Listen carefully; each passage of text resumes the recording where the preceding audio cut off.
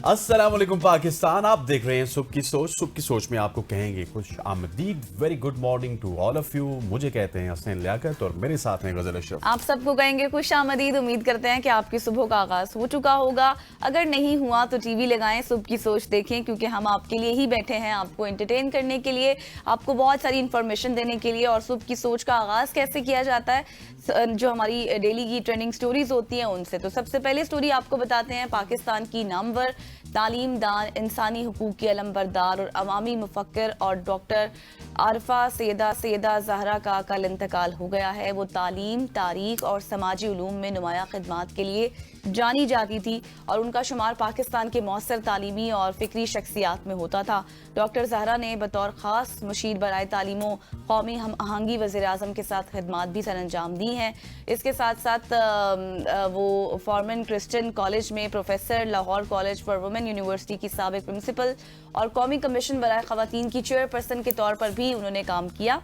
उन्होंने उर्दू अदब और फ़िक्र की तारीख में महारत हासिल की और माशरती और निसाई मसाइल पर खुलकर उन्होंने इजहार राय अपना किया। उनकी इल्मी और अवामी खिदमात में तालीमी शोबे में इस्लाहात, समाजी इंसाफ और ख़वातीन के हुकूक की तहरीक शामिल थी। वो अपने शुजाना और बेबाक बयानात के लिए बहुत ज़्यादा फेमस थी और अक्सर सामीन को समाजी और तारीखी शऊर के लिए भी सोचने पर मजबूर कर देती थी। डॉक्टर ज़हरा की वफ़ात पाकिस्तान के तालीमी, इंसानी हुकूक और अवामी मुकालमे में एक अहम आवाज़ के नुकसान का सबब बनती है, यकीनी तौर पर। बिल्कुल ऐसे ही आपने डॉक्टर आरफा की बात की है। डॉक्टर आरफा को कौन नहीं जानता था, इनकी खिदमात के हवाले से जिस तरह आपने गिनवाया, बिल्कुल पाकिस्तान में भी और पूरी दुनिया में इनको लोग जानते थे और इनकी खिदमात के हवाले से वाकिफ थे। यकीनी तौर पे इनका गुजरना, इनका इस दुनिया से पर्दा फरमाना हम सब के लिए और स्पेशली पाकिस्तान के लिए एक बहुत बड़ा नुकसान है। इस तरह के मुफक्किर का जाना, एक सोच जो अपने साथ वो रखती थी, यकीनी तौर पर वो तो रहेगी, लेकिन उनसे जो गाए बगाए हमें डिफरेंट टॉपिक्स पे इंफॉर्मेशन मिलती थी, वो अब नहीं मिल पाएगी। समाज को बेहतर करने के लिए उन्होंने बहुत काम किया है। बिल्कुल ऐसे है। खवातीन नौज़ाद आगे बढ़ते हुए आपको एक जबरदस्त खबर देते हैं। पाकिस्तान के साबिक विकेट कीपर और कप्तान मोइन खान के साहिबजादे बैटर आजम खान के लिए उनका वजन एक मसला बना हुआ था, लेकिन उनका बढ़ता हुआ वजन खेल और फिटनेस की राह में रुकावट बन चुका था। मगर मुसलसल मेहनत के बाद बल्लेबाज की ताज़ा तरीन तस्वीर ने क्रिकेट फैंस को हैरान कर दिया। उन्होंने सोशल मीडिया पर एक हैरान कुन अपडेट शेयर की है और अपनी शानदार तब्दीली की मद्दाहों के सामने उन्होंने पेश किया। उनका कहना था कि पिछले 2 महीनों में उन्होंने 15 किलोग्राम वजन कम कर लिया है और अब वो ज़्यादा दुबला और बेटर कंडीशन में आने की कोशिश में मसरूफ़ है। उन्होंने इंस्टाग्राम स्टोरी में लिखा कि 15,000 ग्राम बैग पार्डन वो कम कर चुके हैं। मजीद बेहतरी आने वाली है इंशाअल्लाह। मोइन खान के साहिबजादे आजम खान ने 2021 में पाकिस्तान की जानिब से T20 इंटरनेशनल डेब्यू किया था, मगर उन्होंने हैवी वेट के बायस महदूद उनको मौके मिले। खेल में कभी तेज़ गेंदों के खिलाफ मुश्किलात और कभी छोटे अरसे के लिए टीम में शामिल होने के बाद बाहर होना एक आम मौजू था। फिटनेस और विकेट कीपिंग की तेज़ी पर हमेशा बहस रही और आजम खान को डोमेस्टिक और फ्रेंचाइज लीग्स में एक पावर हिटिंग बल्लेबाज और मिडल ऑर्डर खिलाड़ी के तौर पर पहचाना जाता है। हालिया फिटनेस अपडेट उनके मुस्तकिल मिजाज खेल के लिए हौसला अफजा कदम है, ताकि वो अपनी टीम में शमूलियत के इम्कानात को भी रोशन कर सकें। और आजम की पूरी तवज्जो अब वजन कम करके मैच की शिद्दत के मुताबिक ट्रेनिंग करने पर है और उन्होंने आने वाले डोमेस्टिक और लीग्स मैचेस पर नजर जमा ली है, जहां से वो अगर फिट भी हो गए, इससे ज्यादा भी फिट हो गए, तो यही डोमेस्टिक और पीएसएल के मैचेस हैं जो उनको वापस पाकिस्तान टीम में कमबैक करवा सकते हैं। बिल्कुल आप सही कह रहे हैं, लेकिन देखिए आजम खान को हम मुबारकबाद भी देते हैं, क्योंकि इतने अरसे से उनका एक मसला चल रहा था। मोटापा कितना आप देखें कि मसाइल का शिकार होता है ना, हर चीज़ से इंसान दूर हो जाता है। बीमारियों की बात करें तो वही आपको पता है, दिल का मसला, हार्ट अटैक, कोलेस्ट्रोल बढ़ जाता है, फिर उसके साथ साथ आपके डिप्रेशन और भी बहुत सारे मसाइल। समाज में आप उस तरह से इंगेज नहीं हो सकते, काम वगैरह नहीं कर सकते। लेकिन अब यह है कि वेट उन्होंने जैसे ही कम किया तो देखें कितने सारे उनके रास्ते भी हमवार हो गए। खैर आगे बढ़ते हैं और आपको बताते हैं कि अभी जो मौजूदा दौर जिसमें हम जी रहे हैं उसमें पानी की बॉटल्स का इस्तेमाल कितना ज़्यादा हो गया। आप यूँ कहें कि हमारी रोज़मर्रा ज़िंदगी का लाजमी हिस्सा बन चुका है। स्कूल्स में बच्चे जा रहे हैं या फिर आप ऑफिस में जा रहे हैं, जितने भी काम करने वाले अफराद हैं, तकरीबन हर शख्स के हाथ में पानी की बोतल ज़रूर होती है। लोग समझते हैं कि इन बोतलों में बिल्कुल और साफ़ पानी हमने भरा हुआ है, क्योंकि हम घर से अपना पानी लेकर आते हैं, वो साफ़ होता है। इसलिए ये महफूज भी है। लेकिन माहिरीन के मुताबिक जो हकीकत सामने आई है वो बिल्कुल बरअक्स है। माहिरीन का कहना है कि बार बार इस्तेमाल की जाने वाली पानी की बॉटल्स जरासीमों का घर बन चुकी हैं। चाहे उनमें पानी भरा जाए या कोई और भी मशरूब, आप साथ कोई शरबत वगैरह लेकर आए, ये बोतलें सेहत के लिए खतरा बन सकती हैं अगर उन्हें बाकायदगी से साफ ना किया जाए। अमेरिका में होने वाली एक तहकीक में ये इंकशाफ हुआ है कि पानी की आम बॉटल्स में टॉयलेट की सीट से 40,000 गुना ज्यादा जरासीम पाए जा सकते हैं। तहकीक में 4 अक़साम के आम इस्तेमाल होने वाली बोतलों की जांच की गई थी और हैरत अंगेज तौर पर उनमें औसतन 2 करोड़ से ज्यादा बैक्टीरिया पाए गए, जबकि एक टॉयलेट में बैक्टीरिया की औसत तादाद अगर मैं आपको बताऊं तो वो 515 होती है। और जो तहकीक के मुताबिक बार बार इस्तेमाल होने वाली पानी की बॉटल्स हैं उनमें जरासीमों के लिए ऐसा माहौल क्रिएट हो जाता है, मतलब जैसे लेबॉर्ट्रीज वगैरह में जब हम जाते हैं तो वहां पर जरासीम को महफूज रखने के लिए एक पेट्री डिशेज होती हैं, उनको इस्तेमाल किया जाता है। रिपोर्ट में ये भी बताया गया कि अगर आपको फ्लू है, बुखार है या फिर फूड पॉइजनिंग जैसी अलामत महसूस हो रही हैं और अगर आपको वजह समझ नहीं आ रही मेडिसिन वगैरह लेने के बावजूद, तो मुमकिन है कि आपकी पानी की जो बोतल है वो उस चीज की जिम्मेदार हो सकती है, आपकी बीमारी का सबब बन सकती है। और माहिरीन ने ये मशवरा दिया है कि अगर आप अपनी सेहत का ख्याल रखना चाहते हैं तो प्लास्टिक के बजाय स्टील या ग्लास से बनी हुई बोतलों का इस्तेमाल करें। बहुत बार पहले भी हम आपको कह चुके हैं कि प्लास्टिक की बोतल्स का इस्तेमाल अब खत्म कर दें। बिल्कुल ऐसे ये माहिरीन से पहले आपको मेरी बोतल देख लेनी चाहिए थी, वो स्टील की है। लेकिन आप जिस तरह कह रही है, देखिए आजकल हमारे सिस्टम को देख लीजिए, हमारे डिस्पेंसर्स के ऊपर जो बोतल लगी होती है वो भी प्लास्टिक की होती है। अगर आप किसी भी बड़ी रिनाउंड कंपनी की बात कर लें तो वहाँ पे भी प्लास्टिक की बोतल्स होती हैं, उनसे आप जान नहीं छुड़ा सकते। आपको 50-100 रुपए की वो मिल जाती है, वो आप पीते हैं, लेकिन उसके बाद वो अपनी गाड़ी में रख लेते हैं क्योंकि आपने उसको रीफिल करना होता है, वापस पीना होता है। So that is very dangerous. अगर आप किसी भी कंपनी की बोतल यूज़ करते हैं या तो उसको आप सही सफाई सुथराई के साथ रखें, अगर नहीं रख सकते तो डैट इज़ अ डिस्पोजेबल बोतल। इसी वजह से है कि उसमें बाद में बैक्टीरिया आ जाता है, जरासीम आ जाते हैं। यूज़ किया और उसके बाद उसको साइड पे रख दें ताकि अपने आप को और अपने प्यारों को आप जरासीम से, बेशक आपकी ग्लास की बोतल है, स्टील की है, उसको भी आप बाकायदगी से वॉश करें क्योंकि बैक्टीरिया जो है वो जाता है अगर आप मुसलसल उसको वॉश नहीं करेंगे। अक्सर लोग ही समझते हैं पानी बस भर दिया, इसमें पानी था, इसको साफ करने की ऐसी जरूरत नहीं है, लेकिन उसको बाकायदा तौर पर जितना आप वॉश करेंगे उससे बैक्टीरिया खत्म हो जाएगा। ऐसे और उसमें जरासीम को खत्म करने के लिए आपको प्रॉपर मेहनत करनी होगी, उसको वॉश करना होगा, वॉश करके देखना होगा कि यहाँ पे कोई बैक्टीरिया है नहीं। नेकेड आई से आपको नजर तो नहीं आ सकता, लेकिन ये है कि आप देखेंगे कि अगर आपकी सफाई ठीक है तो मीन टू से कि बैक्टीरिया उसमें नहीं होगा। खवातीन ज़्यादा आगे बढ़ते हुए एक और इंटरेस्टिंग खबर है। पहले भी मैंने आजम खान के हवाले से बात की थी, किस तरह से वो स्मार्ट हो चुके हैं, लेकिन अब बरतानवी कंपनी ने मोटे मुलाजमीन को नौकरी से निकालने की धमकी दे दी है। नॉर्थ सी में तेल के कुओं पर काम करने वाले ऑफशोर मजदूरों को खबरदार किया गया है कि अगर उन्होंने वजन कम ना किया तो वो ऑफशोर प्लेटफॉर्म्स पर जाने के अहल नहीं होंगे। ये वो वर्कर्स होते हैं जो कि मुख्तलिफ सीज में काम करते हैं और ये ऑफशोर वर्कर्स के हवाले से मैं आपको बता रहा हूँ कि ये डिफरेंट रिग्स में, ऑयल रिग्स में काम करते हैं, समंदर के अंदर काम करते हैं और वहाँ पे इनके वजन बढ़ने के खर्चात भी होते हैं। अच्छा, इनकी नौकरी के हवाले से बताया तो वो खतरे में पड़ सकती हैं, ये उनकी कंपनी ने कहा। और बरतानवी कंपनी ने ऐलान किया है कि नवंबर 2026 से समंदर में मौजूद तेल के प्लेटफॉर्म्स पर जाने वाले हर मजदूर का ज्यादा से ज्यादा वजन 124.7 किलोग्राम कप्पू समेत होना चाहिए। ये जरूरी है ताकि हंगामी सूरत हाल में हेलीकॉप्टर के जरिए उन्हें महफूज तौर पर रेस्क्यू किया जा सके। अब इसके आगे वजह बताता हूँ कि ये क्यों हुआ।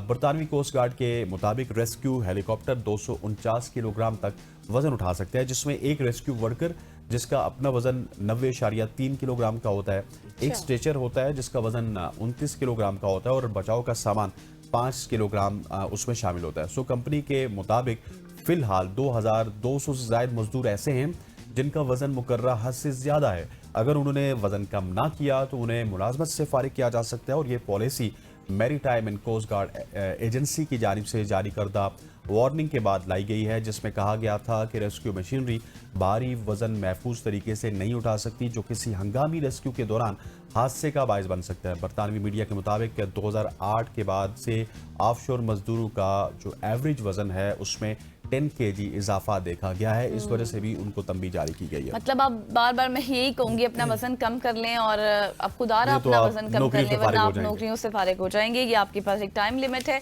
उसमें आप जितना कर सकते हैं अपना वजन कम उतना कर लें, क्योंकि जाहिर है ये चीजें तो है ही हैं, आपको नौकरी से निकाल दिया जाएगा, उसके अलावा जो आपकी मजीद पर्सनैलिटी खराब होगी, फिर जो मसाइल होते हैं, आपको जो बीमारियां लगती हैं हार्मोनल इम्बैलेंस हो जाता है, फिर जैसे मैंने पहले बीमारियों का जिक्र किया, तो ये साथ साथ सब चीज़ें चलती हैं। सिर्फ एक मोटापा अगर आप कम कर लें, अपने खाने पे थोड़ा सा कंट्रोल कर लें तो।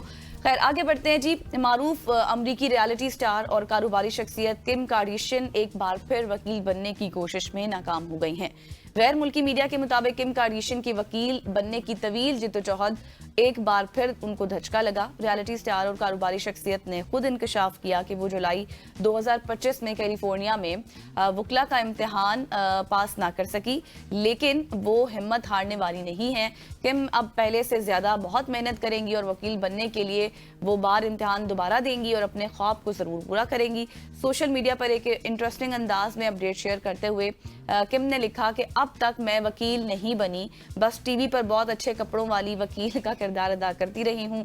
उन्होंने कहा कि इस कानूनी सफर के 6 साल हो गए हैं और तब तक पूरी तरह से मैं कोशिश कर रही हूँ। जब तक मैं बार का इम्तिहान पास नहीं कर लेती, कोई शॉर्टकट इस्तेमाल नहीं करूंगी।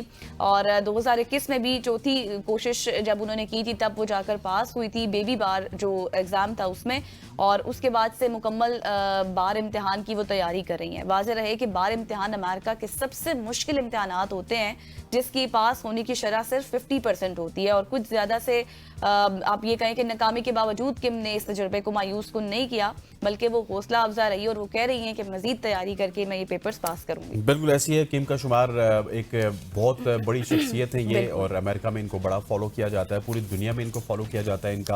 इनकी जो फैमिली बैकग्राउंड है that is also very powerful. वालिद साहब इनके पॉलिटिक्स में थे, इसके अलावा दूसरे जो इनके फैमिली मेम्बर्स हैं वो भी इसी तरह से किसी न किसी रियलिटी टीवी शो में आपको किरदार अदा करते हुए नजर आते हैं, और ये खुद भी बड़ी पॉपुलर हैं। और कुछ कंट्रोवर्सीज भी हैं जो इनके इर्द गिर्द घूमती हैं, और जहाँ से इनको पॉपुलैरिटी मिली थी, अब देखते हैं कि जिस तरह से बार के इम्तिहानात पास करने की कोशिश कर रही हैं, क्या इसमें कामयाब होंगी या नहीं। मतलब बताने का मकसद ये है ना कि इतनी बड़ी शख्सियत है, शॉर्टकट इस्तेमाल कर सकती थी, कोई मुश्किल नहीं है। बिल्कुल, लेकिन उसके बावजूद मेहनत। नहीं, देखिए मेरी बात सुनिए, आप गलत बात ना कीजिए। अगर वो पाकिस्तान में होती शॉर्टकट यूज हो सकता था। अमेरिका में इंसाफ का निजाम है, वहाँ पे शॉर्टकट इस्तेमाल नहीं होता है। लेकिन जिस तरह से वो शख्सियत है, उनकी फैमिली बैकग्राउंड, लेकिन अमेरिका में नहीं हो सकता कोई शॉर्टकट, जैसे उन्होंने खुद भी जिक्र किया ना कि मैं कोई शॉर्टकट यही हो सकता था कि इंडिया में, पाकिस्तान में आ जाती, बांग्लादेश में आ जाती, यहाँ से बार लॉ करके चली जाती, लेकिन वो मेहनत कर रही है। हाँ एग्जैक्टली, वो मेहनत कर रही है। खवातीन औज़ात, आगे बढ़ते हैं और एक अफसोसनाक खबर है जो कि आपके साथ शेयर करनी है। भारत के दारुल हुकूमत नई दिल्ली में लाल किला मेट्रो स्टेशन के करीब गाड़ी में जोरदार धमाका हुआ। भारतीय मीडिया के मुताबिक Lal Qila metro station gate number 1 के करीब खड़ी गाड़ी में धमाका हुआ, जिसके बायस वहां मौजूद दीगर गाड़ियों में आग लग गई, जो देखते ही देखते बड़े पैमाने पर फैल गई। ताहम फायर ब्रिगेड के अमले ने आग पर काबू पा लिया। धमाके में 13 अफराद के हलाक जबकि 30 से जायद के जख्मी होने की इत्तलात हैं। धमाके में जख्मी 3 अफराद की हालत तशवीशनाक बताई जा रही है और हलाकतों में मजीद खदशे का भी इजहार किया जा रहा है। धमाके में जख्मी होने वालों को हॉस्पिटल मुंतकिल कर दिया गया है। भारतीय दारुल हुकूमत की सिक्योरिटी को हाई अलर्ट कर दिया गया और भारतीय मीडिया का दावा है कि पुलिस को मुख्तलिफ इलाकों में कार्रवाई के दौरान धमाका खेज मवाद भी मिला है। एग्जैक्टली, ये बहुत अफसोसनाक खबर है। ये धमाका हुआ है और बहुत सारी जानों का ज़या हुआ है, बहुत सारे लोग जख्मी भी हैं। अभी तहकीकात भी हो रही हैं, कुछ भी कहना कबल अज़ वक्त होगा। और तमाम तर इलाकों को कॉर्डन ऑफ भी कर लिया गया है, सिक्योरिटी के इंतजाम भी वहाँ पर मुकम्मल है। जैसे जैसे जो इन्फॉर्मेशन आएगी आपके साथ मजीद भी शेयर की जाएगी। ये थी आज की हमारी social stories.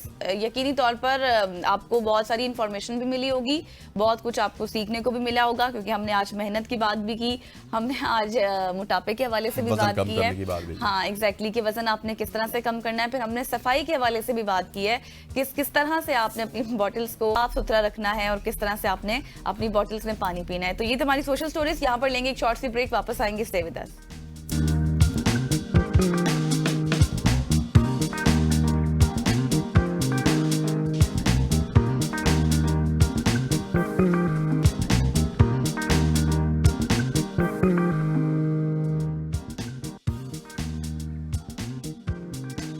Welcome back after the break. और अब बहुत इंपॉर्टेंट सेगमेंट है, क्योंकि बहुत इंपॉर्टेंट चीजें हमें डिस्कस करनी है, क्योंकि हम रहते हैं इस्लामाबाद में हैं। बहुत सारे लोग चाहते हैं कि यहाँ पर जो नए प्रोजेक्ट्स आ रहे हैं उस हवाले से भी उनको इन्फॉर्मेशन होनी चाहिए। सीडीए की भरपूर सफाई मुहिम अब शुरू होने जा रही है। CDA solid waste management directorate की जानिब से जारी सफाई मुहिम के दौरान इस्लामाबाद के मुख्तलिफ इलाकों में वसी पैमाने पर सफाई की गई और अमले ने सड़कों और अतराफ से कचरा, मलबा और जितना भी इस तरह से गार्बेज था वो उस तरह का मवाद जो है वो हटाया आया और ये इकदाम दारुल हुकूमत इस्लामाबाद को साफ, सरसब्ज और सेहत बख्श शहर बनाने के लिए CTA के आज़म और मौसर हिकमत अमली की वाज़ेह मिसाल है। मज़ीद अब क्या क्या कार्रवाइयाँ होने जा रही हैं, जो इस तरह से ओपनली गार्बेज फेंकेगा उस तरह से जुर्माने होंगे, क्या नए इनिशिएटिव्स लिए गए हैं, इस पर आज हम बात करेंगे। इस पे बात करने के लिए वकास अली खान साहब मौजूद हैं, जो कि डायरेक्टर हैं सॉलिड वेस्ट मैनेजमेंट के, और इसके अलावा इनको एक इजाफी चार्ज भी मिला, लेकिन ये मेरा ख्याल है कि पिछले 24 घंटों में मिला, इसके हवाले से हम बात नहीं करेंगे। डायरेक्टर स्पोर्ट्स एंड बस मुबारकबाद देंगे। थैंक यू सो मच, आपको सबसे पहले बड़ी मुबारकबाद। हम अक्सर अपने दोस्तों के साथ बैठ के डिस्कस करते थे कि इस्लामाबाद की अगर बात की जाए तो इस्लामाबाद आज से 15-20 साल पहले बहुत ज़्यादा साफ था, लेकिन इवेंचुअली जब इसकी आबादी बढ़ी, जब स्पेक्ट्रम थोड़ा सा बढ़ गया इस्लामाबाद का, तो उसके बाद इस्लामाबाद में भी गंदगी आ गई और कुछ सेक्टर्स आपके ऐसे हैं जहाँ पे हमें इसी तरह फील आता है कि इस तरह हम रावलपिंडी में होते हैं। तो क्या ज़रूरत पेश आई कि आपको इस तरह के फाइन्स और इस तरह की मैनेजमेंट करने की, जो कि अब हमें देखने को मिल रही है? क्या यही मुहर्रकात थे जो कि हमें फील हो रहे थे, आपको भी फील हुए? जी बिल्कुल ऐसे ही है। जैसे इस्लामाबाद ने एक्सपोनेंशियली ग्रो की है उसकी पॉपुलेशन ने, तो जैसी पॉपुलेशन का इंक्रीज़ हुआ है तो उसके साथ साथ गार्बेज या जो वेस्ट है उसका वो भी इंक्रीज़ हुआ है। तो उसके लिए हमने काफ़ी मेजर्स लेते रहते हैं वक्तन वक्तन। चेयरमैन साहब की हदायत के मुताबिक जो है हमने स्पेसिफिक सेक्टर्स को टारगेट करके की है, स्पेसिफिक मराकज़ को जहाँ हमें ज़्यादा इंक्रीज इन वेस्ट की रिपोर्ट्स मिली हैं। कंप्लीट रेजोल्यूशन भी हमने उस तरफ बढ़ाया है। फाइन्स का जो है वो हमारा सॉलिड वेस्ट मैनेजमेंट रेगुलेशंस हैं 2023 की, लेकिन वो अब हम मतलब कि उसको प्रॉपर्ली उसको इन्फोर्स कर रहे हैं। और जिस तरह आपके रेस्टोरेंट्स हैं या कमर्शियल एरियाज़ हैं, जिस तरह मराकज़ हैं, तो उसको हम स्पेसिफिकली अभी उस लेवल पे टारगेट कर रहे हैं, ना कि एक इंडिविजुअल्स को लिटरिंग में हम मतलब कि उसके फाइन्स कर रहे हैं। सही, तो मतलब अभी कोई इंडिविजुअल के ऊपर उस तरह से एज सच फाइन नहीं है? इंडिविजुअल्स का जहाँ तक जिस तरह आप देखें, एक होता है जो कंस्ट्रक्शन एंड डिमोलिशन वेस्ट होता है, जो आप देखते हैं मलबा लोग घर के बाहर पड़ा होता है, काफ़ी अरसा पड़ा रहता है, कोई उसको पूछता नहीं है, तो उसके ऊपर हम फाइन्स कर रहे हैं इंडिविजुअल्स को।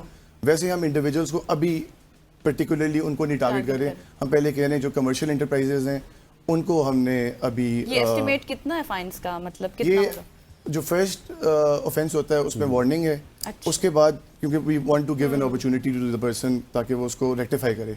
जब वो नहीं होता तो सेकंड स्टेज में हम उसको मतलब 5,000 से लेके 5 लाख तक फाइन है, उसको सेवेरिटी के ऊपर है। फिर थर्ड टाइम जब वो करता है तो उसमें इम्प्रिजनमेंट का भी जो है स्पेशल मजिस्ट्रेट जो है हमारे वो इम्प्रिजनमेंट भी कर सकते हैं। अच्छा वकास साहब, मुझे ये बताइएगा कि अगर आप स्पेशली में दुबई की बात, वहाँ पे इस तरह की चीज़ें बहुत ज़्यादा इंटैक्ट हमें नज़र आती हैं। वेस्ट मैनेजमेंट या फिर सॉलिड वेस्ट मैनेजमेंट की बात की जाए तो आपको रीबार का वेस्ट एक तरफ नज़र आता है, जहाँ पे स्टील और इस तरह की रिलेटेड चीज़ें होती हैं। प्लास्टिक वेस्ट आपको एक तरफ नज़र आता है, जनरल वेस्ट आपको एक तरफ नज़र आता है। सो हमारे यहाँ भी हम इस तरफ जा रहे हैं कि एक तो आवाम में भी इस तरह की आगाही हो कि ये बॉक्स इस वेस्ट का है, ये बॉक्स इस वेस्ट का है और ये बॉक्स इस वेस्ट का। अभी हम इसको जो है 2 पैकेजेस में डिवाइड कर रहे हैं।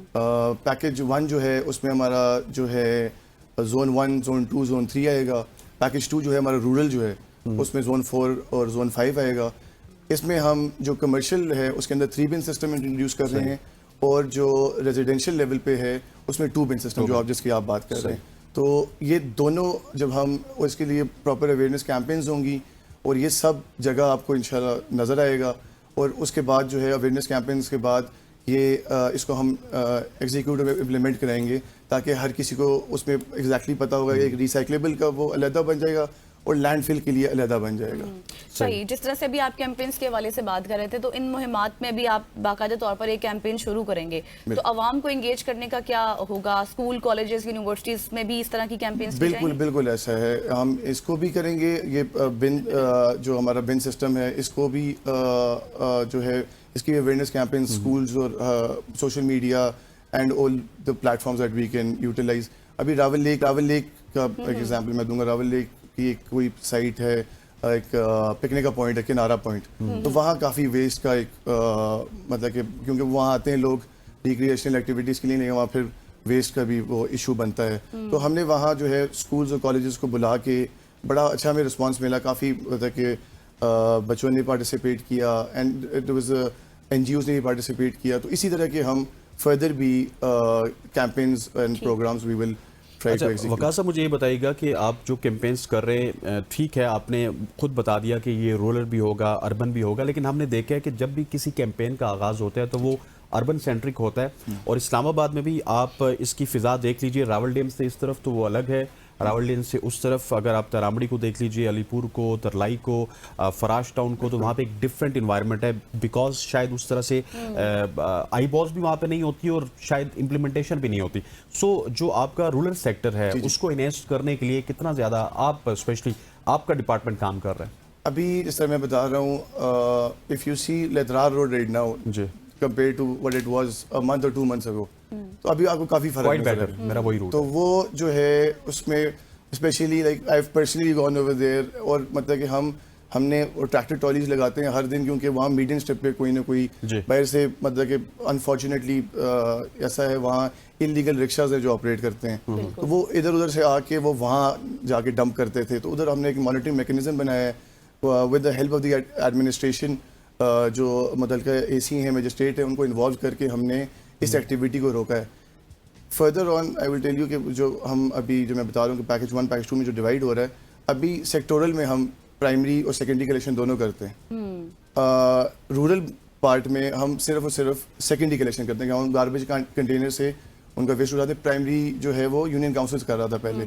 अभी जो नया सिस्टम इंशाल्लाह ताला इन प्लेस आने लगा है, state of the art machinery होगी, उसमें HR भी ज़्यादा होगा, और हम इन एरियाज में भी प्राइमरी कलेक्शन भी करेंगे और सेकेंडरी भी करेंगे। तब ये वाला जो रूरल वाला एलिमेंट है, इसको हम काफ़ी हद तक इसको रेक्टिफाई कर देंगे। सही हो गया। मतलब अभी ये जो मॉनिटरिंग का सिस्टम है इसको मजीद बेहतर किया जाएगा। ये बताइएगा कि अभी जिस तरह से हम देखते हैं जब भी कोई मुहिम वगैरह शुरू होती है, अवाम का एक रिस्पांस होता है। अभी जैसे अभी ये स्टार्ट होगी, अभी तक कोई रिस्पांस आया है आपके पास अवाम का? किस तरह का उनका रिस्पांस है? पॉजिटिव फीडबैक मिलता रहता है when you go in the streets, या वो जहाँ भी आप जाते हो, जब जिस तरह मैंने बताया कि किसी एक पर्टिकुलर सेक्टर को भी हम जब टारगेट करते हैं, तो लोग हैं, जो कम्युनिटी है, obviously everyone wants their sector और their city to be clean. बिल्कुल, क्योंकि at the end of the day इसमें सिर्फ ये नहीं है कि इसमें एनवायरमेंटल कॉस्ट है, हेल्थ की कॉस्ट है, इकोनॉमी की भी कॉस्ट है, क्योंकि lot of money goes into this के गार्बेज को कलेक्ट करना और ये सब कुछ, इसकी व्हीकल्स और सब कुछ एक प्रॉपर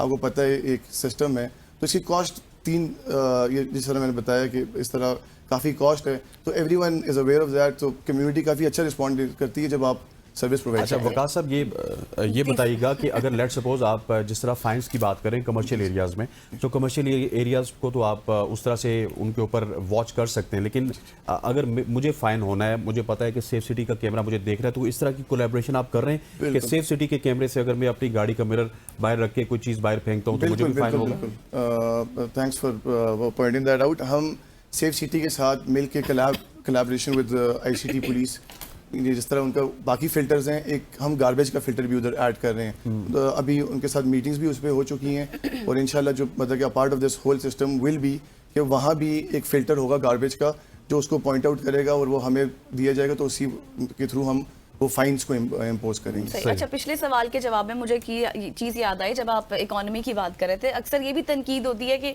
इस तरह की मुहिम शुरू करते हैं रेवेन्यू जनरेट करने के लिए, जस्ट बाकी कोई। तो मैं चाहती हूँ आप आवाम को ये भी क्लियर करें कि ये सिर्फ उनकी हेल्थ के लिए है, सरसब्ज़ व शादाब इस्लामाबाद को बनाने के लिए, ना कि रेवेन्यू जनरेट करने के लिए। नहीं, बिल्कुल ऐसा है। जो ये इस पूरी एक्टिविटी का मेन पर्पस जो है वो क्लीनिंग द एनवायरनमेंट है एंड फॉर द पब्लिक है। इसमें कोई लिटरिंग के फाइन्स जो होते हैं उसमें भी जो है वो इतने मतलब कि उसकी जो मेन पर्पस है वो डिटरेंस है। उसमें कोई रेवेन्यू जनरेशन की तरफ हम मतलब कि that's the last of our वो, वरना तो हम यूजर फीस या वो इम्पोज करते हैं। Sir thank you so much for joining अस। ख़वातीन हज़रात, हमारे साथ वकास अली खलू थे जो कि डायरेक्टर हैं सॉलिड वेस्ट मैनेजमेंट के, और बता रहे थे CDA के जो नए इनिशिएटिव्स हैं सॉलिड वेस्ट मैनेजमेंट के हवाले से, उनके हवाले से हमें आगाह कर रहे थे। यहाँ पे वक्त हो जाता है एक शॉर्ट सी कमर्शियल ब्रेक का। ब्रेक लेते हैं, वापस आते हैं, हमारे साथ रहिएगा।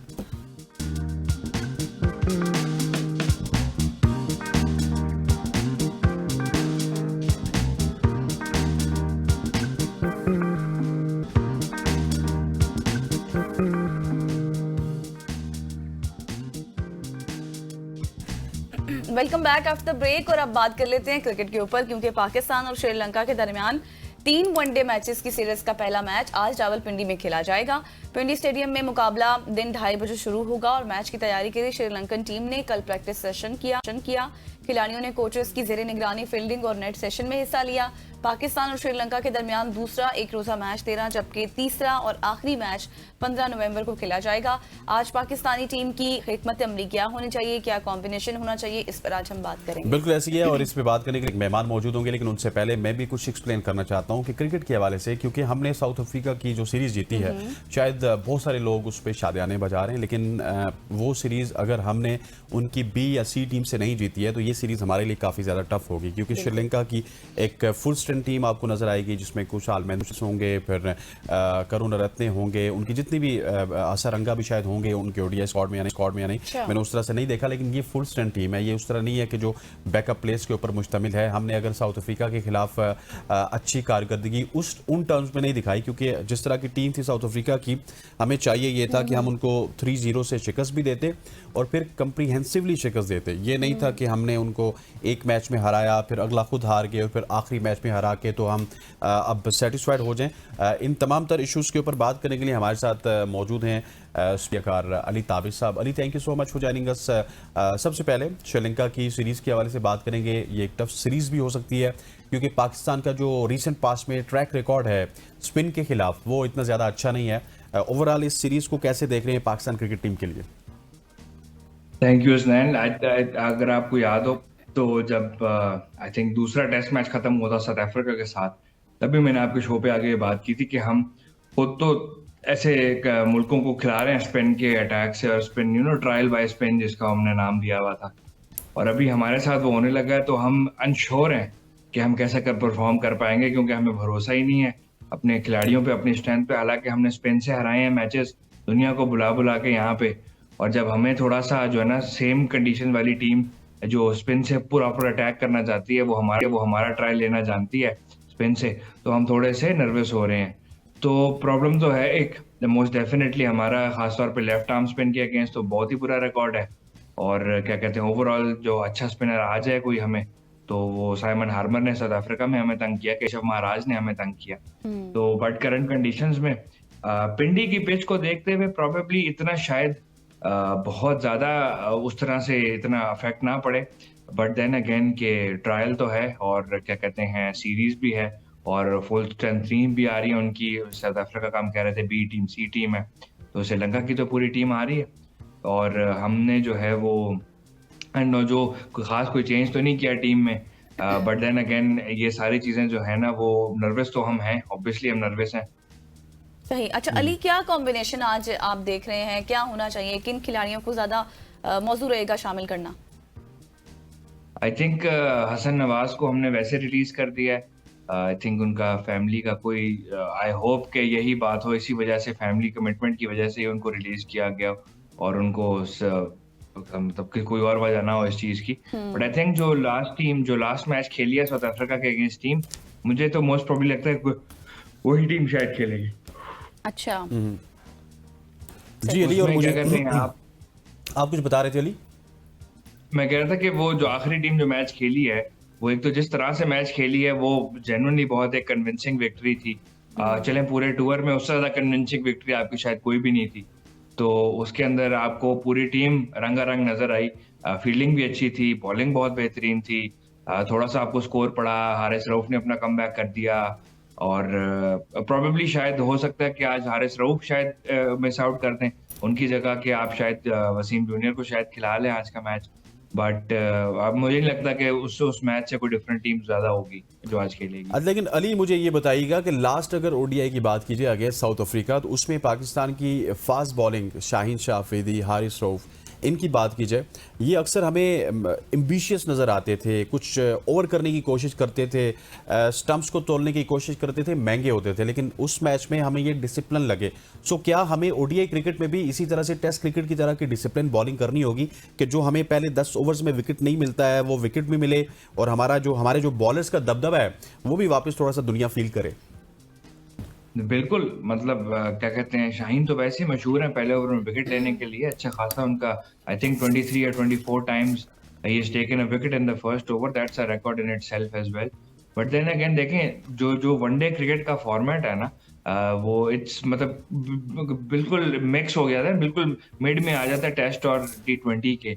तो उसके अंदर आपको पेशेंस भी दिखाना है, उसके अंदर डिसिप्लिन भी दिखाना है, बट देन अगेन आपको उसको एक थोड़ा सा अग्रेसिव गेम प्ले भी दिखाना है। तो बिल्कुल अग्रेसिव गेम प्ले का तो मैं कभी भी मना नहीं करूंगा, ठीक है, वो बेशक टेस्ट हो, वो T20 हो, वो वनडे हो, अग्रेसिव गेम प्ले तो आपको मॉडर्न डे क्रिकेट में दिखाना पड़ेगा। बट देन अगेन आपका रोब हो, आपका दबदबा हो, वो तो सिर्फ परफॉर्मेंस से ही आ सकता है। वो आप विकेटें ले रहे होंगे तो आपको मिलता जाएगा। आपको देखें, अगली टीम ने रिस्पेक्ट आपको तब देनी है when you are performing well, ठीक है। अगर आप क्या कहते हैं 5 ओवरों में क्या 4 ओवरों में 50 रन खा के आ रहे हो T20 मैच से, तो अगली टीम आपको क्या समझेगी? वो कहेगी ये तो 4 में 50 खाने वाला बॉलर है, वो उस हिसाब से आपको रिस्पेक्ट देगी। अगर आपको अपनी रिस्पेक्ट करवानी है, ऑब्वियसली वो आपको अपनी डिसिप्लिन अपना खुद बेहतर करना है, ठीक है। मैं खास तौर पे बात करूंगा हारिस रऊफ की। आप हारिस रऊफ साहब बैन से 2 मैचेस के बैन से वापस आए जब, तो पहले कुछ ओवर उनके इतने खास मुझे तो नहीं लगे थे, लेकिन आगे जाके क्योंकि थोड़ा सा विकेटें गिर गई थी तो प्रेशर आ गया था, तो फिर उनकी बॉलिंग अभी बेहतर हो गई। ऐसा तो सही। आपको क्या कहते हैं अली कि आप experiment- क्योंकि थोड़ा सा लेट आए तो आपको सजा के तौर पे हम साथ रखेंगे, आपको साथ थोड़ा सा रखेंगे, इंतजार आपको करना बहुत पड़ेगा। हालात आपसे करने हैं। यहाँ पर एक न्यूज ब्रेक लेते हैं, वापस आएंगे, स्टे विद अस।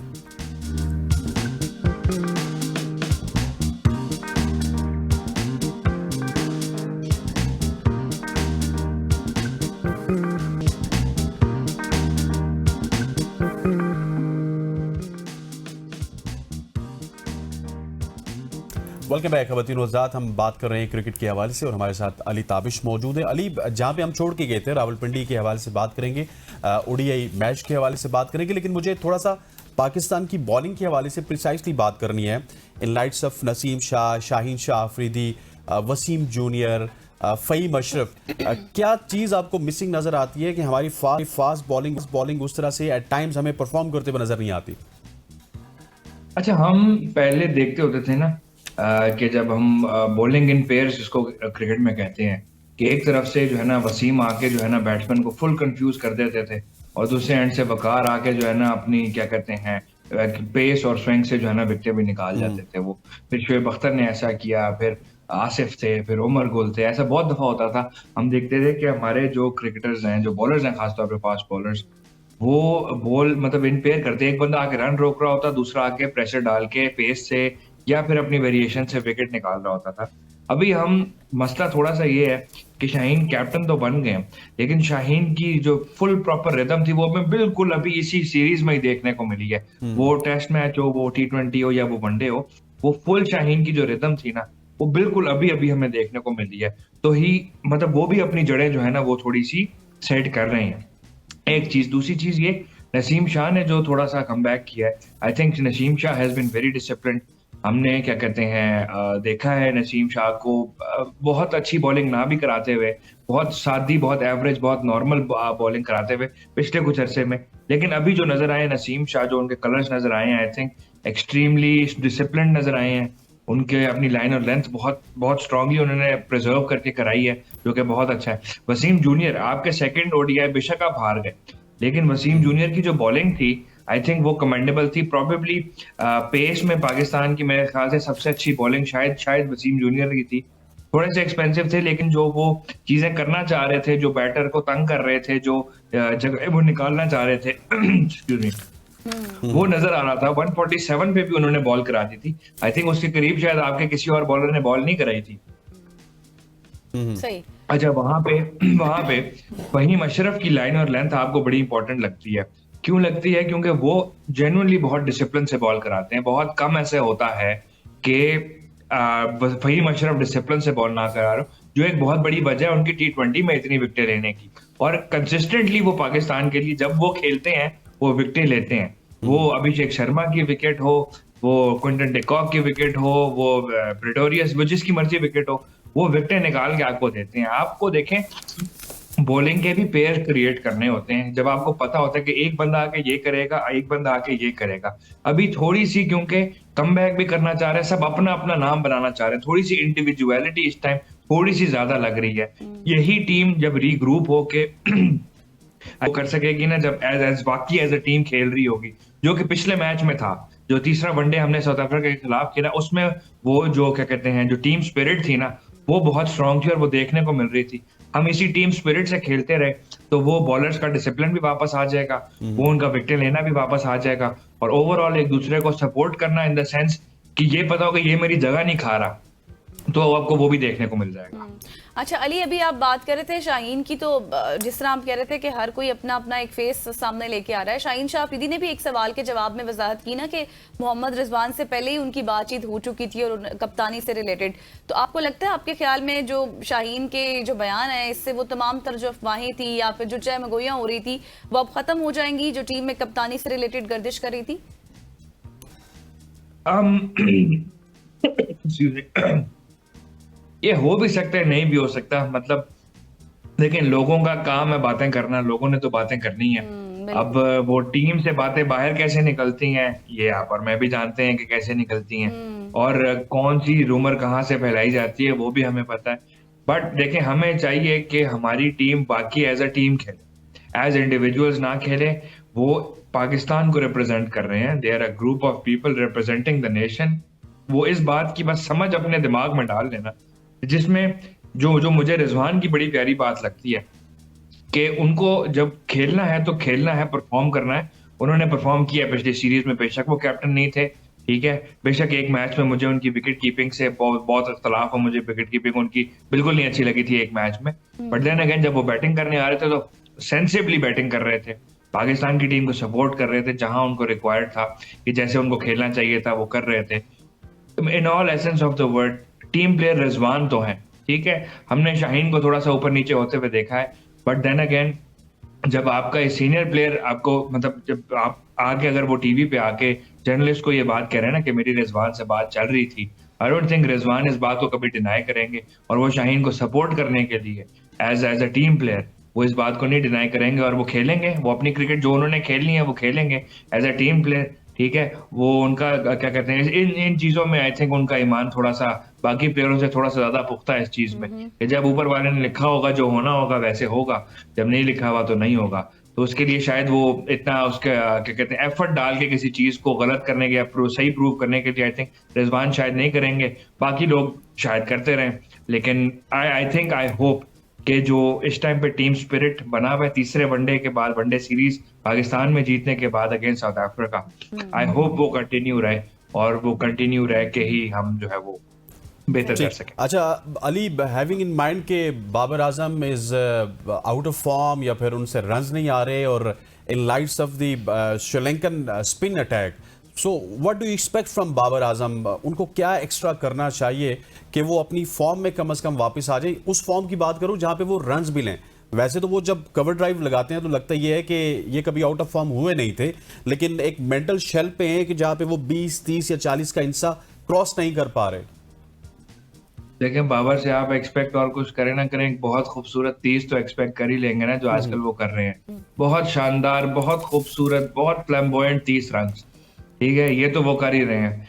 बट इससे आगे क्या है, मसला सारा यही आ रहा है कि वो जिस शेल में है, जो वो मेंटल ब्लॉक में है। किसी ने मीम बनाई हुई थी, शायद बाबर को मोहब्बत हो गई है और जितनी उस लड़की की उम्र है उससे ज्यादा रन ही नहीं कर रही है। किसी ने लिखा हुआ था कि किसी की एवरेज को चेंज करना, पता नहीं क्या क्या कुछ लोग लिखते हैं, बातें करते हैं लोग। बट देन देखें, हमें सबको प्रॉब्लम तो नजर आ रही है कि इतना खूबसूरत टेस्ट मैच में भी हमने देखा, दूसरी इनिंग में लगे हुए खेले, 50 किया, इतना खूबसूरत। पिछले दिन भी कमाल खेले, पहला ओवर था दिन का, 50 कर लिया और बस फिर उसी ओवर में आउट हो गए। तो फोकस का मसला है, ये बहुत दफा कह चुके हैं। वो फोकस किधर है वो समझ नहीं आ रहा। वो समझ से बाहर बात है कि एक इतना बड़ा प्लेयर इतने रन्स करने के बाद, अब तो माशाल्लाह से 15,000 रन्स भी कंप्लीट हो गए हैं, हम शायद पिछली दफा बात कर रहे थे, लेकिन वो 20वीं या 32वीं सेंचुरी जो है वो नहीं अभी तक आई। तो वो ड्यू है, वो डेफिनेटली ड्यू है, और वो बस एक दफा वो रन्स, वो हिंसा क्रॉस करके वो रन्स निकलने की देर है। I think that is it. उसमें क्वाइट जेन्युइनली मुझे लगता है कि बाबर आजम काफी ज्यादा अनलकी भी रहे हैं इसी अरसे में, जब वो इतने खूबसूरत रन्स कर रहे हैं जो उनके बैट से निकल रहे हैं, जैसे हसनैन ने कहा कि लगता ही नहीं कि वो आउट ऑफ फॉर्म थे, और लेकिन ऐसी उनको अनलकी डिसमिसल्स, पिछले मैच में भी रन आउट हो गए, और वो मतलब जेन्युइनली बहुत अनलकी भी चल रहे हैं। वो किसने उनके ऊपर कोई वो हिसार खींचा हुआ है जो आजकल ड्रामों में चल नहीं रहा, कि किसी ने कोई जादू किया हुआ है, किसी ने कोई उनके खिलाफ जो है ना कोई दायरा खींचा हुआ है, जो कि उस दायरे से वो क्रॉस नहीं कर पा रहे।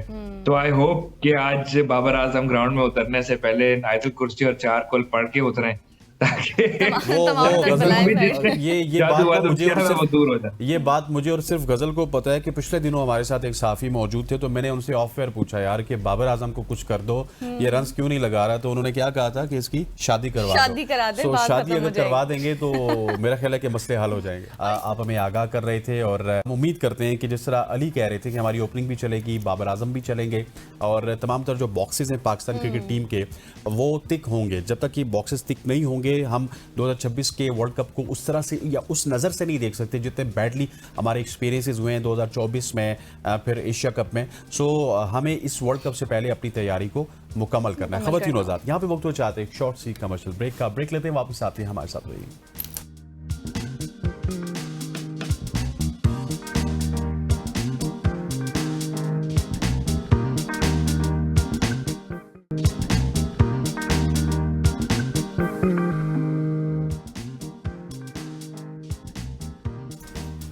Welcome back after the break. और उभरती हुई पाकिस्तानी शेफ सनिया इमरान ने बरतानिया में मुनक्किदा यूके नेशनल करी वीक कुक ऑफ 2025 का टाइटल अपने नाम कर लिया है। ये मुकाबला लंदन के कोवेंट गार्डन में हुआ, जिसमें बरतानिया के 6 बेहतरीन घरेलू शेफ्स ने हिस्सा लिया।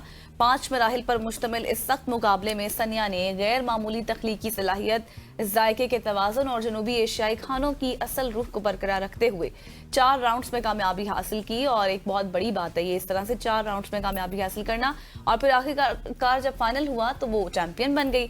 जजेस ने उनकी मेहनत और जिस तरह से उन्होंने पेश किया अपना फन, उसको सराहते हुए सनिया का खाना जज्बे और विरसे और खुलूस की अक्कासी करता है, उसको भी सराहा। बतौर फाते उन्होंने एक 1000 पाउंड नकद इनाम दिया गया, जो उन्होंने लंदन के अस्पताल को अतिया कर दिया।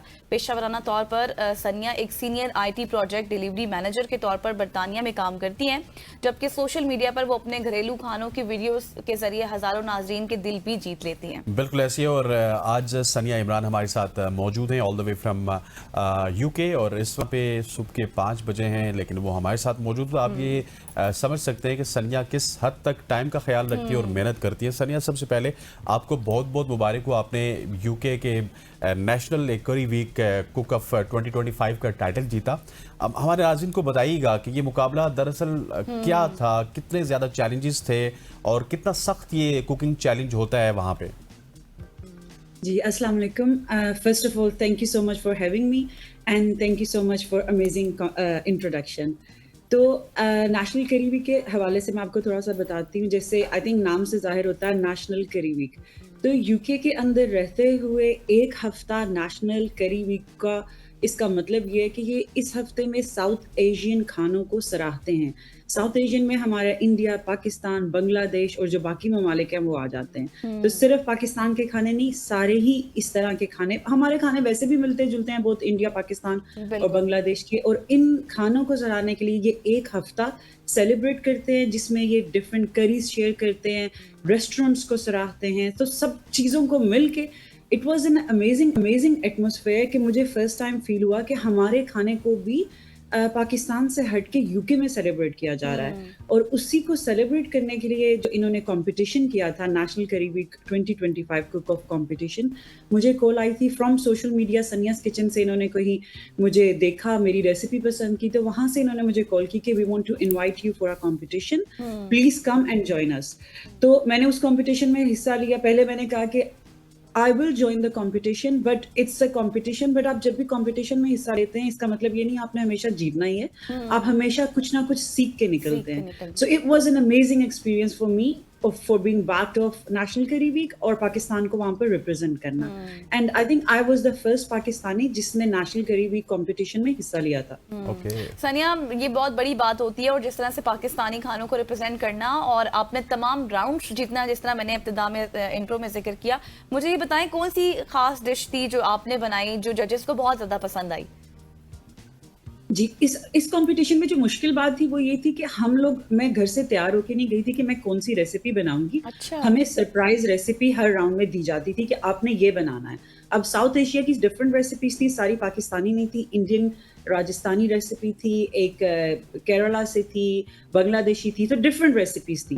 तो बस उसमें हमें बड़ा केयरफुल रहना था कि हम रेसिपी को ख़राब ना कर दें। हमें रेसिपी कार्ड भी दिया जाता था, हर कोई सेम रेसिपी बना रहा था, लेकिन मैं अपने एक्सपीरियंस से उन रेसिपीज़ में अपना थोड़ा-सा ट्विस्ट ऐड कर रही थी कि आई वाज़ थिंकिंग कि अगर मैं ऐसे करूँगी तो अच्छा होगा, ऐसे करूँगी तो मतलब I was trying my best कि फ्लेवर्स अच्छे रहें और रेसिपी ओरिजिनल मेंटेन रहे।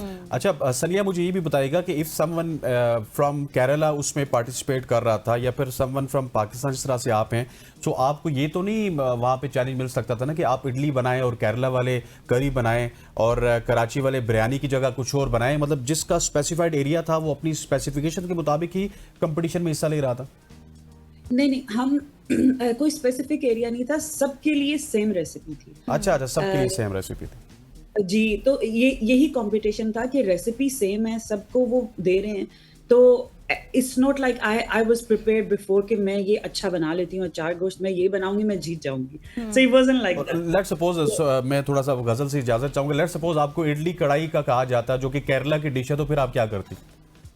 मैंने कभी भी नहीं बनाई वो, हाँ। लेकिन फिर रेसिपी देख के उसको फिर बना ही लेती। सही। रेसिपी कार्ड था ना आप लोगों के पास, इस वजह से भी। अच्छा, लेकिन रेसिपी को भी फॉलो करना मुश्किल है क्योंकि हमने वो चीज पहले कभी बनाई नहीं होती एग्जैक्टली। और फिर एक माइंड में एक स्ट्रेस भी होता है, प्रेशर भी होता है कि पता नहीं बनेगी कैसी, चीजें सही होंगी मेंटेन या नहीं। अच्छा सनिया, ये बताएं कि जिस तरह मैं अपने इब्तिदा में पढ़ी थी इंट्रो में कि आपको 1000 पाउंड इनाम मिला और फिर उसको आपने अतिया कर दिया अस्पताल में, ये कितनी बड़ी आपको इससे खुशी हुई है और ये इसके कैसे आपने सोचा कि मुझे अस्पताल वालों को ये अतिया करना चाहिए? जी, जब ये कंपटीशन स्टार्ट हुआ था उसी वक्त मैंने डिसाइड उनके साथ किया था कि इफ़ आई गेट तो हम ये पैसे चैरिटी में देंगे। और मैंने ये बात वैसे कभी भी नहीं सोशल मीडिया पे की, but I try my best कि अगर मुझे सोशल मीडिया से कुछ भी इनकम आती है तो देयर इज अ परसेंटेज या sometimes I give it to charity. अच्छा, ठीक हो गया। और सनिया, मुझे साथ में ये भी बताइएगा कि गजल ने सबको बता दिया ऑलरेडी कि आप आईटी के शोबे से वाबस्ता हैं और वहाँ पे आप senior IT project delivery manager हैं। सो आईटी का काम, फिर उसके बाद सनिया किचन चलाना, फिर इस तरह के मुकाबले में जाना, वहाँ पे नंबर 1 आना, इन तमाम तर चीज़ों को मैनेज किस तरह से करती हैं और अपनी जॉब को, अपने पैशन को, डेफिनेटली कुकिंग अब आपका पैशन होगा, सो इनको मैनेजमेंट के अंदाज में किस तरह से साथ लेके चलती हैं? जी, जो प्रोफेशनल लाइफ है और जो ये सोशल मीडिया की लाइफ है ये टोटली डिफरेंट होती हैं। तो प्रोफेशनल लाइफ मेरी, आई एम वेरी हैप्पी, जो मेरी जॉब है यहाँ पर इट्स वेरी रिस्पेक्टेड। मैं सिविल सर्विस में काम करती हूँ और इट्स टोटली डिफरेंट। और सोशल मीडिया भी आपका बहुत ज़्यादा टाइम लेता है। I am trying to balance both. मैं सोशल मीडिया पे अपनी कैपेसिटी के लिहाज से हफ्ते में 3 दफ़ा रेसिपीज़ को पोस्ट करती हूँ, जो मैं फुल वीडियोस बनाती हूँ फिर उनको पोस्ट करती हूँ। बहुत मुश्किल है दोनों चीज़ों को इकट्ठा मैनेज करना, but I am trying to balance both because सबसे पहले आपकी मेंटल हेल्थ, आपकी health is very important. So when I post a recipe, मुझे होता है कि मेरे फॉलोअर्स मेरी रेसिपी को फॉलो करके बनाएंगे। तो इट्स नॉट कि मैं कुछ भी बना के पोस्ट कर दूँ, because I get very good feedback, positive feedback from the followers. So मुझे लगता है ये मेरी रिस्पॉन्सिबिलिटी है, मैं अच्छी रेसिपीज़ ट्राई करके, टेस्ट करके, जब मेरी फैमिली पास करती है तब मैं पोस्ट करती हूँ। मैनेज करना बहुत मुश्किल है, बट अगेन मैं वही बात करूंगी कि जब आपको एक शौक होता है और आप मेहनत करते हैं ना, आप बिल्कुल भी नहीं थकते। बिल्कुल, आपने ठीक कहा। अच्छा, अभी आपने फैमिली का जिक्र किया तो मुझे ये बताएगा कि आपको कैसा लगा एक राउंड, दूसरा राउंड, तीसरा राउंड और फिर चौथा राउंड जीतना, and how did your family react जब आपको अवार्ड मिला? तो जी, मुझे वैसे उम्मीद नहीं थी। जब मैं फर्स्ट राउंड के लिए, उन्होंने हमें एक बॉम्बे पिज्ज़ा बनाने के लिए कहा था और मैं घर में बहुत ज़्यादा पिज्ज़ा बनाती नहीं हूँ, तो मुझे लग रहा था कि बस फर्स्ट राउंड में ही मैं तो बस गई। क्योंकि पिज्ज़ा बनाना सबके सामने और उसको बेस परफेक्ट डो रखना, खराब हो जाती है ना, मुश्किल है। जी, वो काफ़ी मुश्किल था। लेकिन जब उन्हें मेरा पिज़्ज़ा सबसे अच्छा लगा और वहाँ पे काफ़ी लोग थे जो कह रहे थे हम तो रेगुलर बनाते रहते हैं, तो मुझे वो मुश्किल लग रहा था राउंड। लेकिन अल्हम्दुलिल्लाह जब मैंने फर्स्ट राउंड जीता, उसने मुझे कॉन्फिडेंस दिया कि माशाल्लाह आई कैन डू इट। फिर उसके बाद मैंने सिर्फ अपने कॉम्पिटिशन पे फोकस किया कि बस इंशाल्लाह जीत के जाना है मुझसे। इंशाल्लाह जीत के जाने। और अच्छा, अक्सर हमारे मुआशरे में सनिया ये देखा जाता है कि लोग हमें मिसालें भी दे रहे होते हैं कि 2 कश्तियों का सवार डूब जाता है, लेकिन आपकी अगर मिसाल देखी जाए तो आप एक तरफ भी नंबर 1 है, दूसरी तरफ भी नंबर 1 है। सो इन दोनों को जो मैनेज करने वाला मेरा सवाल था, ये उसी की निस्बत से मैं चाहता हूँ कि आप लोगों को थोड़ा सा मोटिवेट भी करें कि कोई मसला नहीं होता, आप मल्टीटास्किंग भी हो सकते हैं, और ये 2 कश्तियों के सवार वाला मुहावरा हम साइड पर रख दें तो ज़्यादा बेहतर है। हाँ हाँ जी, अच्छा मैं आपको I don't think I have shared this before on social media.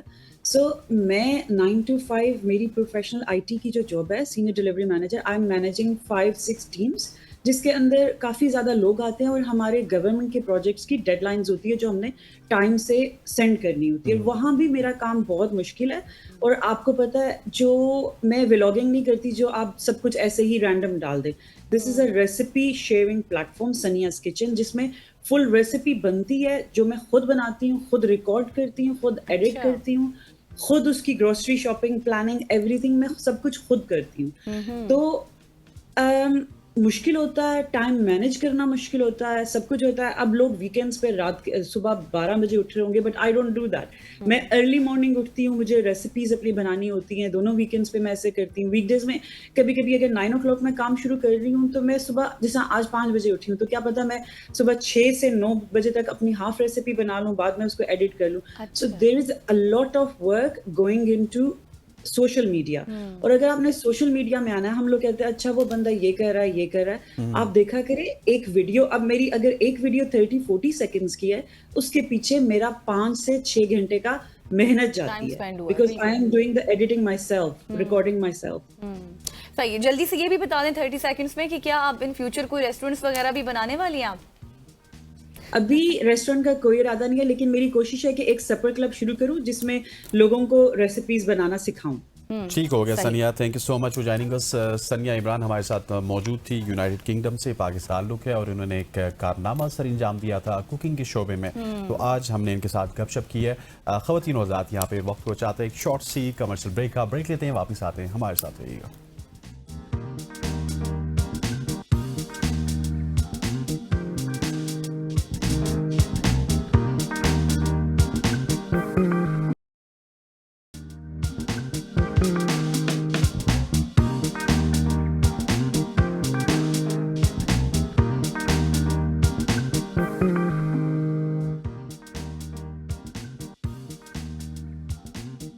Welcome back after the break. और ब्रेक से पहले हमने आपको मिलवाया एक फनकारा से जो कि कुकिंग बहुत अच्छा करना जानती थी, फिर अवार्ड भी उन्होंने हासिल किए। अब हम आपको मिलवाने जा रहे हैं कैसी बासलाहियत फनकारा से जिन्होंने अपने फ़न के ज़रिए, आप ये कहें कि जिस तरह से रंगों में, जज्बों में और तख्लीकी सलाहियत को उजागर किया, उन्होंने एक नई पहचान दी। इस्लामाबाद से ताल्लुक़ रखने वाली रमशा नासिर की मैं बात कर रही हूँ, जो कि फ़ाइन आर्ट्स में ना सिर्फ अपनी तालीम मुकम्मल की है उन्होंने, बल्कि उसे अपनी पहचान भी बनाया। 8 साल से ज़्यादा तजुर्बे के साथ वो दुनिया भर के क्लाइंट्स के लिए मुनफरिद और दिलकश आर्ट वर्क तख्लीक कर रही हैं।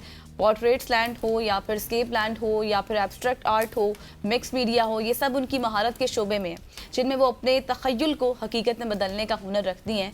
उनका फ़नी सफ़र सिर्फ 15 साल की उम्र में शुरू हुआ, जब उन्होंने एयर फाउंडेशन स्कूल सिस्टम के लिए एक वॉल म्यूरल पेंट किया, और यही लम्हा उनके लिए ज़िंदगी का नया आगाज़ साबित हुआ। और आज वो हमारे साथ इन स्टूडियो मौजूद है। बिल्कुल ऐसी आज हमारे साथ Rimsha Nasir. Rimsha, thank you so much for joining us. सबसे पहले तो आपके सफ़र के हवाले से तो पूरी इन डिटेल कन्वर्सेशन कर दी सबके साथ गज़ल ने, लेकिन मुझे ये बताइएगा कि हमारे माशरे में जब आप आर्ट का काम कर रहे हो ना, तो आप किससे पूछते हैं? तो मैंने भी जिस तरह आपसे पूछा तो मैंने आपसे ये कहा कि आप कोई और भी जॉब करती हैं, कुछ और भी करती हैं, आपने कहा नहीं मैं फुल टाइम आर्टिस्ट हूँ। सो इस रवाज को हम डाई होते हुए देख रहे थे, जो कि अब वापस हमें नई जैतों में नज़र आता है। बिल्कुल ऐसा ही है, बिकॉज पहले तो thank you so much for inviting me. दूसरी बात, जैसे आपने सवाल किया कि फुल टाइम आर्टिस्ट होना थोड़ा टफ तो है, बिकॉज जॉब का तो आपको पता होता है ना, I take it as my business, क्योंकि फुल टाइम आर्टिस्ट हैं और फिर कंसिस्टेंसी इसके साथ चाहिए होती है, like you work on daily basis.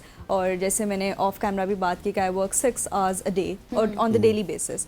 तो I keep on producing work, जैसे आप बिजनेस में करते हैं, आप प्रोडक्ट्स बना के अपने रखते रहते हैं, देन यू मार्केट इट, और फिर मैं अपने काम को जमा करती रहती हूँ for the exhibitions and the clients as well. अच्छा, सही। अच्छा, ये भी साथ रिमशा बताएं देखने वालों को और हमें भी कि कौन सा मीडियम आप यूज़ करती हैं? ऑयल ज़्यादा करते हैं, कुछ लोग होता है वाटर कलर्स का इस्तेमाल ज़्यादा करते हैं, बिल्कुल। आपकी क्या स्पेसिफिकेशन है? अच्छा, मेरी जो फाउंडेशन है that is basically built on oil painting. तो the people when they see my work, तो वो यही पूछते हैं कि इज़ इट ऑयल? बिकॉज इसमें इफेक्ट आता है कि मेरी फाउंडेशन ऑयल की बनी है, but my work is basically on acrylics. Since last 7-6 years I am working on acrylics. तो उसका एक तो फ़ायदा ही होता है कि जल्दी सूख जाता है, तो मेरा ज़रा पेशेंस लेवल कम हो चुका है, तो फिर आई वर्क ऑन एक्रेलिक्स और वो जल्दी ड्राई हो जाता है। It gives the same effect of oil painting. अच्छा, ये जो आपकी दोनों हमें पेंटिंग्स नजर आ रही हैं, अगर मैं चाहूँगा कि मास्टर कैम से ये दोनों दिखा भी सकते हैं हमाद आपको, कि इन पेंटिंग्स में थोड़ा सा ये डल नजर आ रही हैं, इसकी क्या वजह है?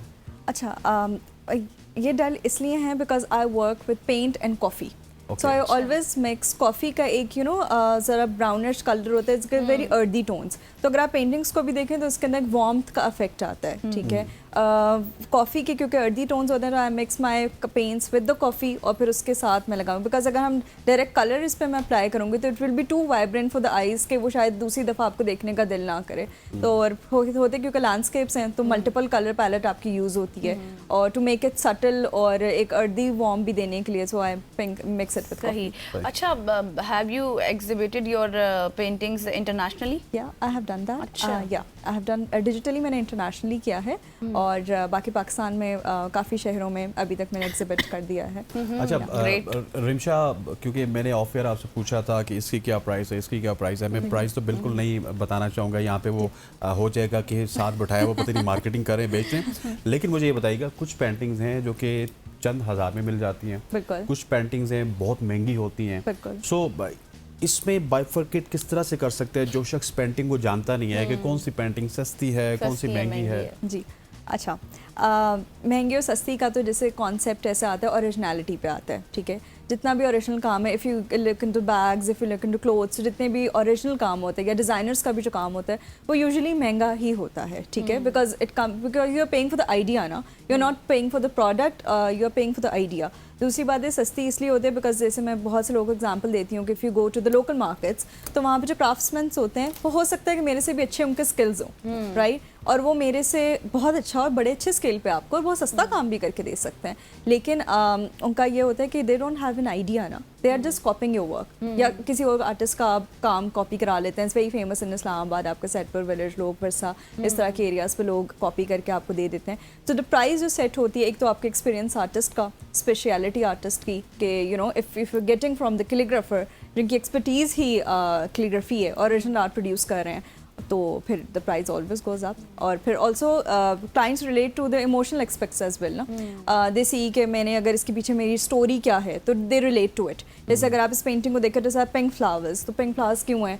जो हम आजकल हम देखते हैं, जो पिंक हमारे बॉर्नगेला जो फ्लावर्स होते हैं वो बहुत ज़्यादा हमें नज़र आते हैं इस्लामाबाद में, तो they relate to it, they relate to the story, तो फिर ऑटोमेटिकली उसकी प्राइस ऊपर हो जाती है, तो इमोशनल एस्पेक्ट भी इसके अंदर आ जाता है। अच्छा, समटाइम्स ऐसे होता है कि क्लाइंट का अपना एक माइंड सेट होता है जो आपके साथ वो शेयर करता है कि मुझे इस तरह की पेंटिंग चाहिए, अब आप उसको बना रही हैं, इन केस वो ख़राब हो जाती है, देन आपका क्या होता है कि दोबारा से फिर बनाना या उसी को कुछ ना कुछ करके सेट कर देना? अच्छा, उसी को कुछ ना कुछ हो जाता है। और दूसरी बात ये कि I always say to my clients, बल्कि आर्ट की आई थिंक यही खूबसूरती है कि दे अंडरस्टैंड कि एक हाथ का काम है, सही है, तो इसमें वो जो इम्परफेक्शंस होती है ना, वो भी एक खूबसूरती है कि जैसे एक ब्रश स्ट्रोक वो बिल्कुल परफेक्ट नहीं है लेकिन इनपरफेक्ट है, लेकिन उसकी भी एक अलग खूबसूरती है, तो they actually buy it for the imperfections as well ना। बहुत से इस तरह के ऑर्डर्स आते हैं क्लाइंट से कि यही पेंटिंग जो है आप रिपीट कर दें।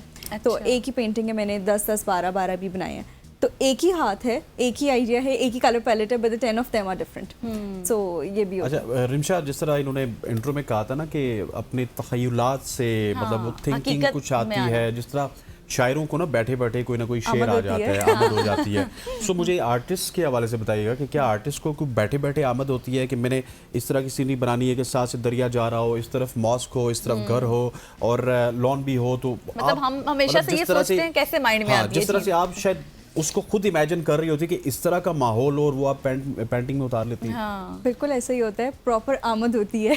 अच्छा, आई ऑलवेज से कि वो ना एक ऐसा होता है कि जैसे प्रेशर कुकर में कुछ रखा होता है और वो बन रहा होता है ना, तो वो एक वो वाली सिचुएशन हो जाती है। फिर at times I usually post on my Instagram कि रात को 3 बजे भी ना मुझे अगर आइडिया आ गया है ना कि मैंने ये करना है, तो फिर I will get up and do it. और फिर इसी तरह होता है कि एक टॉकिंग स्टेज होती है कैनवस की, कि you sit in front of it and then it talking वो स्टेज आ जाती है कि कैनवस आपको खुद बताता है कि यहाँ से पानी आ जाएगा, यहाँ दरख्त आ जाएगा, इसको छोटा करना है, साथ साथ चीजें चलती रहती हैं ना, चलती रहती हैं, और ज़्यादा इंजॉयमेंट भी वही होती है। और वो प्रॉपर वाकई एक स्टेज होती है कि आपको ख्यालात आते हैं। और आप सबसे पहली पेंटिंग कौन सी बनाई थी आपने?